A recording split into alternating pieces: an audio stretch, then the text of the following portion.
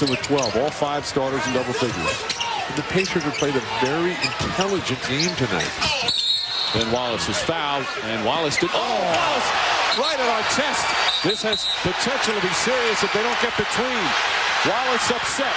Players trying to hold each other off. Steven Jackson and Rasheed Wallace trying to be peacemakers. Now Jackson yelling. Wallace still going. You need the coaches in there to get him away.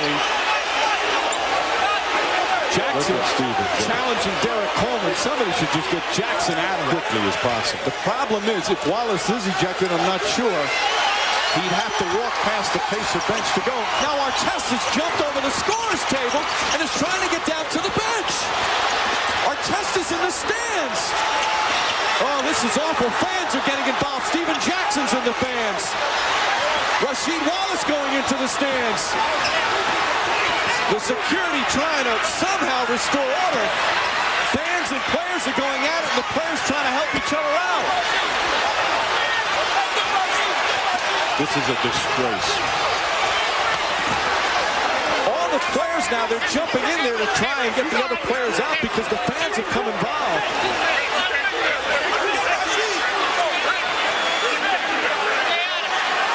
Oh, what a sad scene here at the Palace. And now another fight's breaking out in front of the Pistons bench. November 19th, 2004. The Detroit Pistons are hosting the Indiana Pacers at the Palace of Auburn Hills. 2 teams, 2 rivals, 2 powder kegs, ready to explode. It was a Friday night. National television. A near sellout crowd of over 22,000 fans. And no one, not the players, not the fans, not the league, could have predicted what was about to happen. Because what started as a hard foul would spiral into the most violent, chaotic moment in NBA history. This is the story of the Malice at the Palace. Let's set the stage. It's early in the 2004 to 2005 NBA season. But this matchup, it meant more than most. The Detroit Pistons were the defending NBA champions. Tough, defensive, battle-tested. The Indiana Pacers? They were out for revenge. Just months earlier, Detroit had knocked Indiana out in the Eastern Conference Finals. A brutal, physical series, and the Pacers never forgot it. So, when these 2 teams met again, this time in Detroit, you could feel the heat. The Pacers came out aggressive. Ron Artest, Jermaine O'Neal, Steven Jackson. They weren't just playing to win. They were making a statement. By the final minute of the game, Indiana was up 97-82. The game was all but over. But then, the moment that changed everything. With just 45.9 seconds left on the clock, Ron Artest fouled Ben Wallace hard, really hard, on a drive to the basket. Wallace, a fierce defender and emotional leader, wasn't having it. He shoved Artest with both hands. Chaos erupted. Players from both teams rushed in. Shoves, words, escalation. But it didn't quite boil over. Not yet. Ron Artest, trying to stay composed, did something strange. He walked away and laid down on the scorer's table, hands behind his head, calm, or so it seemed. Then, a cup came flying out of the stands. Full of beer, it hit Artest square in the chest. And that was it.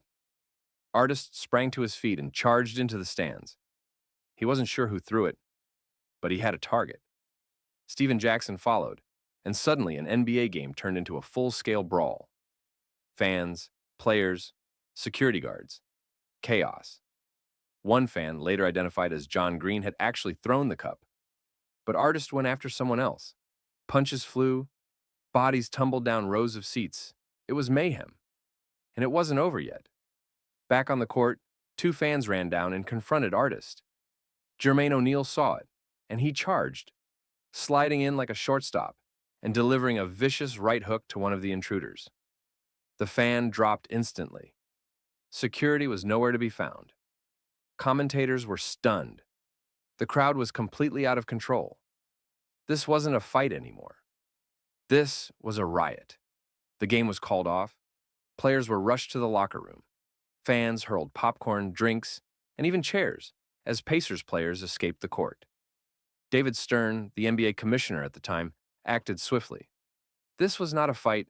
This was a disgrace. The penalties were historic. Ron Artest suspended the remainder of the season, 86 games. Steven Jackson, 30 games. Jermaine O'Neal, 25 games, later reduced to 15 on appeal. Ben Wallace, 6 games. Several other players, 1 game each.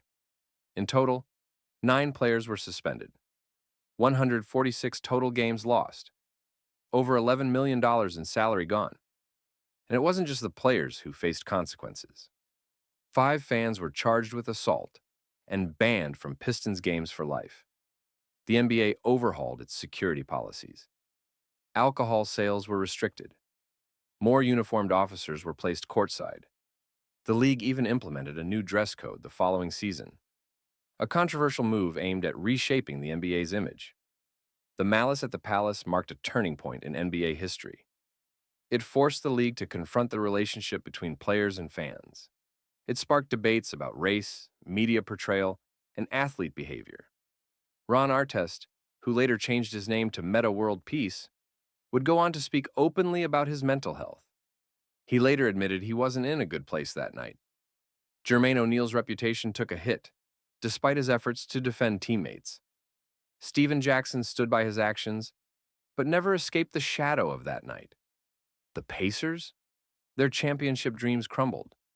That season, and for many seasons after, they were never quite the same. What happened at the Palace of Auburn Hills wasn't just a brawl.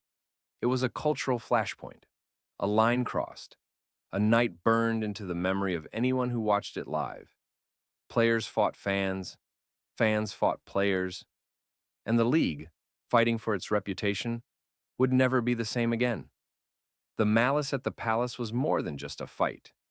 It was a moment that exposed the fragile balance between passion and rage, entertainment and humanity. And for better or worse, it changed the NBA forever. If you liked this deep dive, hit that like button, subscribe for more NBA history breakdowns, and drop a comment below. Who do you think was most to blame for the Malice at the Palace?